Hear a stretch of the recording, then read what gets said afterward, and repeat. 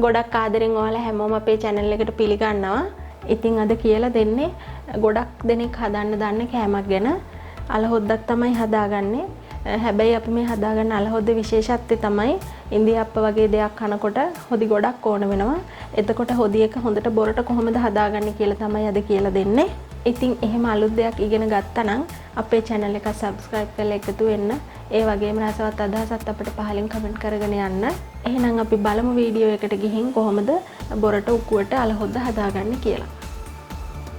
මෙතෙන්ට මම අරන් තියෙනවා අලගෙඩි සාමාන්‍ය පොඩි ප්‍රමාණයේ අලගෙඩි 3ක් තම්බලා මේ විදිහට කෑලි කපාගෙන තියෙනවා. ඊට පස්සේ උකු පොල් කිරි පොල් බෑවක කිරි අරන් තියෙනවා. ඊට පස්සේ කරපිංචි ඉටි දෙකක් නාරටියත් හිටින විදිහට මෙහෙම කඩලා අරන් තියෙනවා. කොච්චි කරල් 4ක් විතර දෙකට කපාගෙන අරන් තියෙනවා. රතු ලුණු ගෙඩි 5-6කුත් පොඩිවට කපාගෙන තියෙනවා. ඊට පස්සේ කුරුඳු පුතු කෑලි 3-4ක් අරන් තියෙනවා පොඩි කෑලි වලින්. ඊට පස්සේ උළුහාල් කබලේ පොඩ්ඩක් රත් කරලා පොඩ්ඩක් කොටලා තියෙනවා බාගෙට කෙටෙන විදියට. ඊට පස්සේ සියඹලා බිකක් අරන් තියෙනවා. ඔයාලට සියඹලා නැත්තම් තක්කාලි ගෙඩියක් එහෙම නැත්තම් ලිපෙන් බාගත්තට පස්සේ දෙහි අමුළු ටිකක් එකතු කරගන්න පුළුවන්.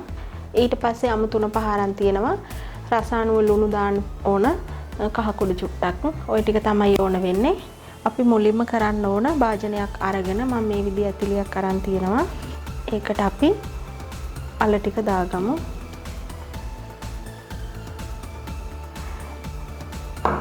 අපිට ඕනනම් කරන්න පුළුවනි පොල් කිරි දාලා මේ දේවල් ටික දාලා පොඩ්ඩක් පැහෙනකොට ඒ වෙලාවටත් මේ තඹගත අල ටික එකතු කරන්න පුළුවන්.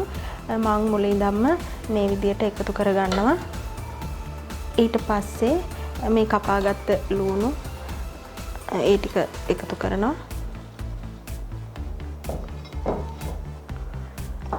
උළුහාල් ටිකත් එකතු කරනවා. උළුහාල් අනිවාර්යයෙන්ම එකතු කරගන්න ඕනේ. මොකද අපි උකු පොල් කිරි තමයි පාවිච්චි කරන්නේ. ඒ නිසා සියඹලා බිකත් එකතු කරගන්නවා. ඊට පස්සේ ලුණු මේ විදිහට එකතු කරගෙන පස්සේ පුළුවනි මදිරන් අපිට තව එකතු කරගන්න 3-5 කුඩු මේවාම 3-5 කුඩු මේක මේ තේ හැන්දෙන් කාලකට වඩා චුට්ටක් වැඩියෙන් එකතු කරගන්නවා. ඊට පස්සේ කහ කුඩු මේ විදිහට කහ කුඩුත් පොඩ්ඩක් එකතු කරගන්නවා. දැන් අපි මේකට අපේ පොල් කිරි ටිකත් එකතු කරගමු.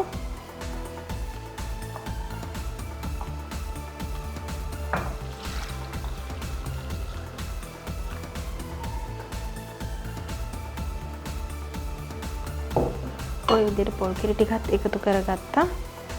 දැන් අපි මේක ලිපේ තියාගමු.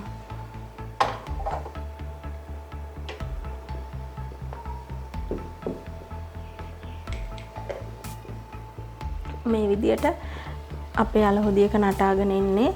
අපි මේක හැඳි ගන්න ඕන හැමතිස්සෙම. ඒ කියන්නේ මේක කැටි ගහෙන්න දෙන්නේ නැතුව.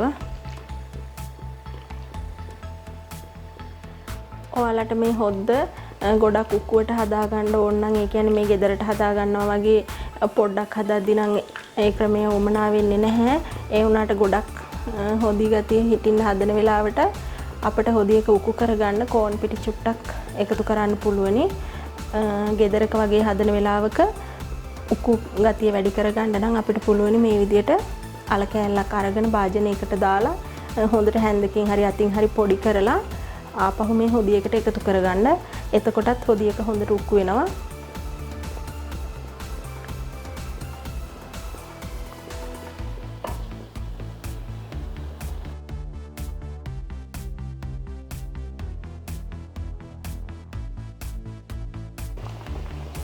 මේ විදියට හැම පැත්තෙම හොදියක නටාගෙන එනකොට ලුණු ඇද්ද කියලා බලන්න පුළුවනි.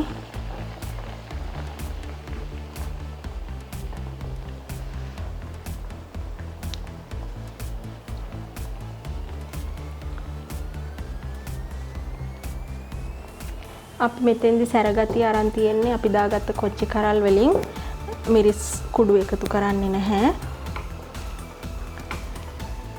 ඔන්න ඔය විදියට දැන් අපේ අලහොද්ද අපි හදාගෙන තියෙන්නේ.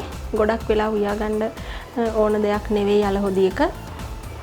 මේ විදියට හැම පැත්තෙම නටාගෙන එනකොට මම ලිප ඕෆ් කරගන්නවා.